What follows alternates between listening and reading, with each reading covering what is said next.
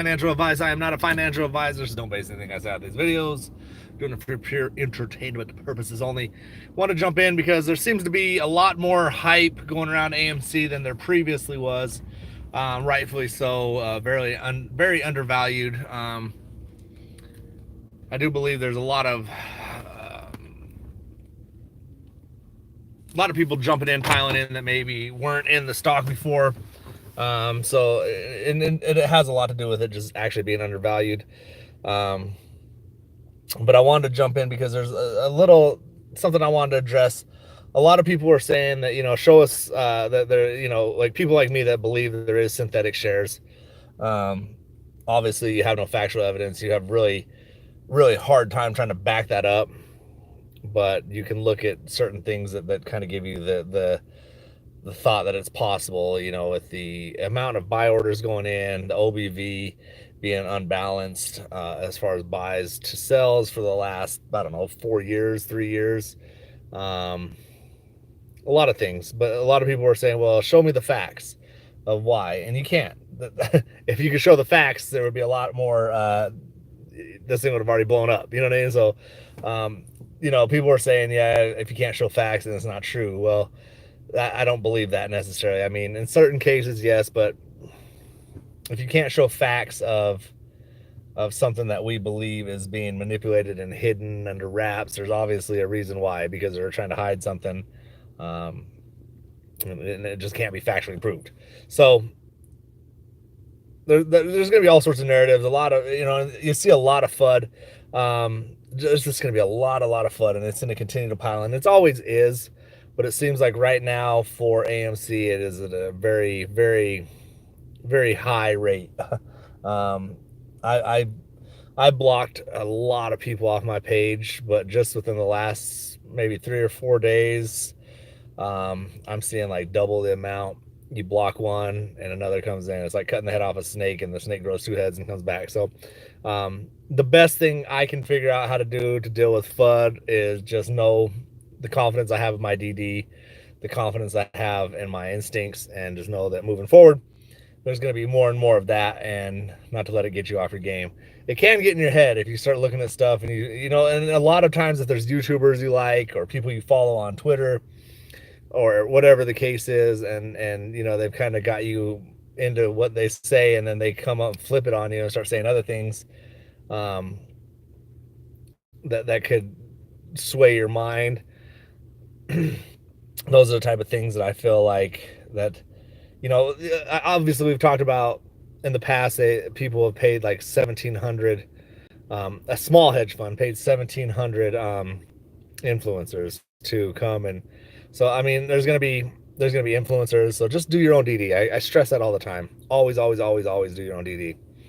Um, as many people as that I know personally are buying in, and where I live, such a small area, my small circle, people that are buying, how much I'm buying, and how many people on Twitter and Facebook and Reddit are constantly talking about buying and buying and buying. Yeah, sure, there's probably a handful of those that are just bullshitting, but or maybe sounding like maybe adding that they got more shares than they really do. But for the most part, and you can't. I don't know. I guess what I'm doing is kind of ridiculous too. You're just kind of arguing in the circles with people. Like, so just trust your own due diligence. Do your own due diligence. Trust your own gut. But like I said, there will be a lot of that coming. A lot more FUD. The buy pressure has got to be heavy right now, and I do believe someone posted on my comments that AMC has hit about 70 to 75% of dilution. So that does mean that we hit 318, 320. Expects the dilution. I would expect $3 to $3.20, somewhere around that area. I would expect the dilution to continue on, and that's gonna drop us back down. So a lot of people are saying $1.50, $2. I don't see that happening, but I like I said, anything's possible. It could happen. I just don't see. I don't see it going that low. I just can't imagine. If I saw $1.50 or $1 on AMC, my God, I would probably sell everything I have. Just go crazy. So let's see. Sulio, what's up? Did I say it right this time? Sulio? And I don't give a fuck what anyone said. We had quadrillions of shares, man. Now maybe billions. It will pop sooner than later. It has. It has to. Just hold. We already own 99% of what's left to lose. Exactly, man. Um, we. That's one of the biggest things in this. And, it's something that just kind of goes under the radar. Is retail owns the float, and I guarantee that is one of the biggest issues with this whole play. The big wigs don't want retail owning a float because they don't want it to spiral and spiral out of control, and we start owning more and more and more, and they don't want an even playing field, you know. Sonny Payne, yo, what's up, bro? What's up, Sonny Payne? Just chilling, man. Just got off of work at my other shop. Came over here. I do some corporate office cleaning after hours. Waiting on someone to meet up here. Just seeing more and more FUD. My page is getting flooded, but I also saw someone ask me, "Well, show me the facts of synthetics." And I thought to myself, how do we show facts of synthetics? Because they're obviously very hidden. There is ways to go about and do the math, and I'm not the one for that. There's going to be other people out there to do that. I can just tell you that as many people are buying tokenized swaps, all that crap, all that stuff tied in, it just, to me, rings alarms. Like, there's no way OBV is unbalanced from buys to sells. Institutions are buying. There's way too many people buying and holding and consistently doing that for years for it to have not have synthetics. You know what I mean? We own the float 100 times over. That's what scares them. We also top. There's enough money to go around. Exactly. It's the beauty of the game, man. Things change, and they don't want it to happen. I understand, like, you're on top. You don't want to lose what you got. You're used to generational money and you're used to winning, and your competitive side is like, no, these guys can't beat me. You don't want to lose to someone that you're not supposed to lose to, because you're afraid you're going to get ridiculed and laughed at, and you're going to lose everything you worked for, or maybe didn't even work for, just whatever. And that's one of the biggest issues in this. I believe people are just so worried about losing to a bunch of people like us. So that's what makes it crazy. So anyways, there's plenty of reasons why I hold, why I buy and hold. Like, I had someone actually, my barber hit me up the other day, and he was like, "Man, I'm about to buy an AMC." He's not even in the stock market. He's like, "I watched your videos and I seen you post like how much you're down." He's like, "Anyone that's willing to spend that much, there's a reason behind it. I don't even care. So I'm just gonna buy because of that very reason." DT, what up, man? And only 3.5 years of us buying, we ain't buying real shares anymore. They just got to still pay us. Exactly. We've been buying, obviously. I mean, I don't know how you can prove there's synthetics without. If we could prove that, we would already be paid. They played the biggest game. We're gonna find out. They didn't mess around and find out. And the problem is people like us that have worked and scraped by, and you find something like this that is supposed to have paid you out. It could have been over by now, but you work and you live humbly your whole life, and you find something, you do research, and it's 100% positive that this thing has to spiral out of control because of, the short interest. It's over shorted. They're over leveraged, retail owns afloat, and it doesn't happen. Yeah, it's going to upset people. And no, we're not going to just quit and walk away and be like, oh, well, maybe next time, So we have way too much at stake. And there's people like me, people more hardcore than me, that are just, there's no way we're walking away.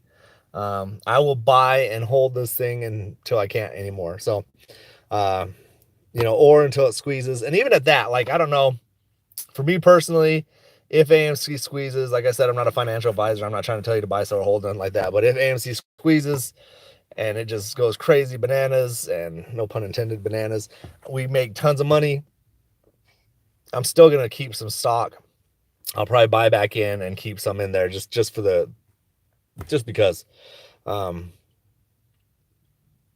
Exactly, man. It is a family. Like a lot of people don't understand. Like I come on here on YouTube, Twitter, Reddit, Facebook, and I communicate with all you guys like every day on an everyday basis. So communicating with you guys, and it's a blessing because we're able to get this off our chest and talk and relate. There's not a lot of people in your day to day life that can relate to this. I know for me, my wife, my kids, I'm around them 24/7, and they don't want to hear about it. For the first 6, 7 months, I would talk about it. Finally, they're just like, I don't care. Stop telling me about it. I don't care about failure to delivers. I don't care about short interest. They don't care about none of that. But you find people like-minded like us. And like I said, I've said this before, destiny brought us here, man. Everyone is here for a reason. Um, and you become a family, you become we hold for each other, man. I hold for myself, I hold for you, I hold for my family, I hold for your family. Because we have heart, man. People like us, day-to-day folk, we work for a living, we grind for a living, we've been in the struggle, and it's a lot easier to hold for someone that's like-minded and like you, and that you kind of got to feel for how they are, how they act, same type of humor. It's a lot easier to hold for people like that. So this play has definitely changed the game a lot.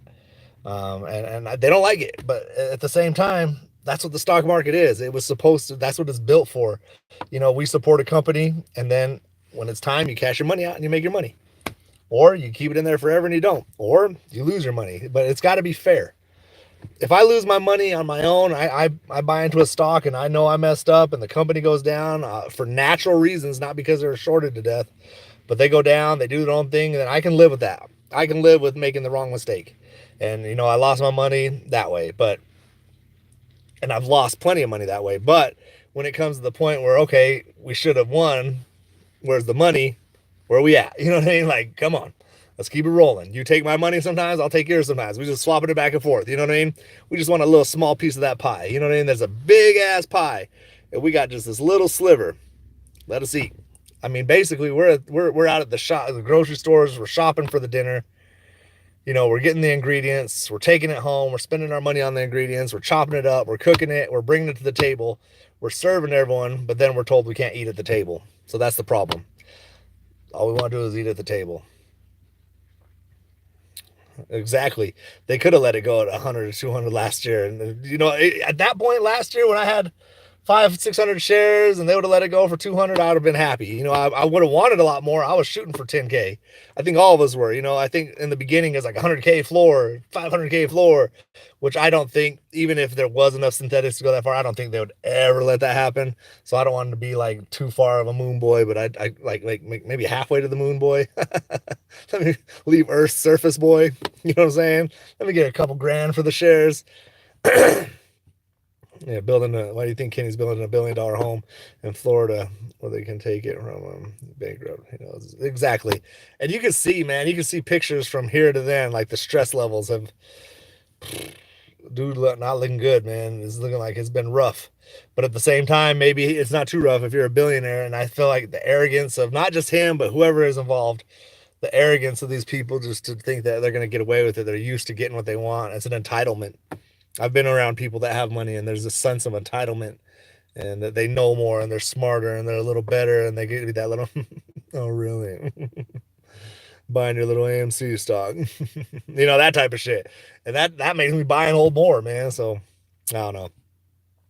Anyway, man, I'm here. The dude I got to meet here is here. So we're going to run in here and get a couple things moved on. And that's what I'm saying, man. Here I am. I woke up at 7 this morning. Been grinding, taking my kids to school, working. Now I'm here at my second business working. I'm going to go home and I got to do a third thing because I own 3 businesses. I own the sports store, Hat and Soul, and then I own cleaning company, and then I own customized merch. And I got all 3 of them running today, man. I got to keep up with the shares I've been buying.